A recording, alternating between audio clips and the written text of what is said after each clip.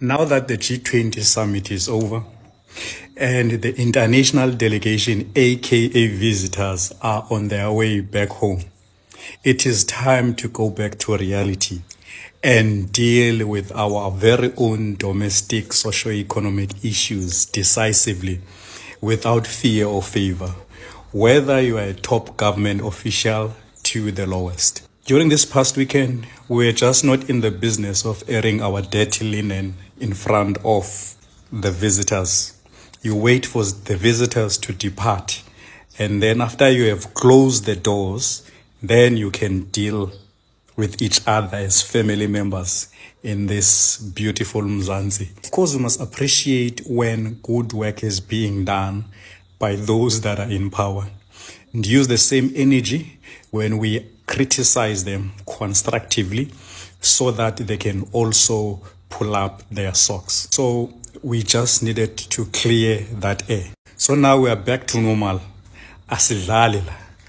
African countries, people in Africa need to use their own brain power to make a decision first, whether this country or that country is doing the right thing or the wrong thing. Don't be forced by any other country to make a choice which will not serve your fundamental interest. The issues you are referring to is matters that DECO will then have to deal with. Your former Minister Naledi Pandor is not a Minister of Cabinet. If they revoke whoever, like any other country, when they decide you come in, give you a visa, do not give you a visa, it doesn't change the price of bread. Even if they revoke my visa, it's fine. I will not have to go to the US. Actually, majority of us don't go to the US. We go for for the UN meeting. Just a quick comment on the G20 is going to continue without America and will hand it over to America. It will be successful with or without him.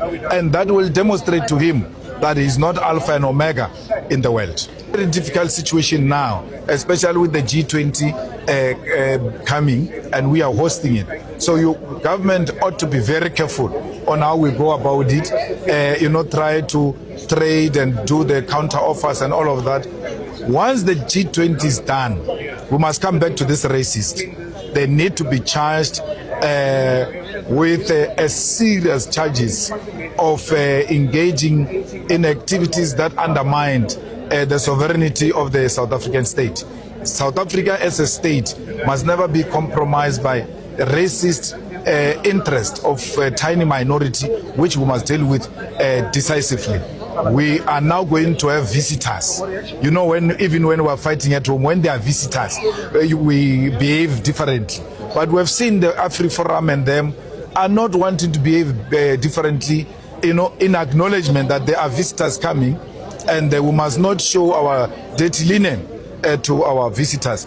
But once the visitors are gone, we must go back and deal with this racist and put them at their own place. These are terrorists, and they need to be dealt with as such. They are terrorists. They want to harm this country. They want to destabilize the economy of this country, and we need to decisively deal with them as a state. These people fled from their countries because of the political climate, whatever it is. We don't necessarily know what makes anyone pack their bags and come to South Africa, but it is always for a political reason, although of course we have lots of criminals who also take advantage of that fact. It becomes a problem to actually make pronouncements and say that it is all okay. It's not.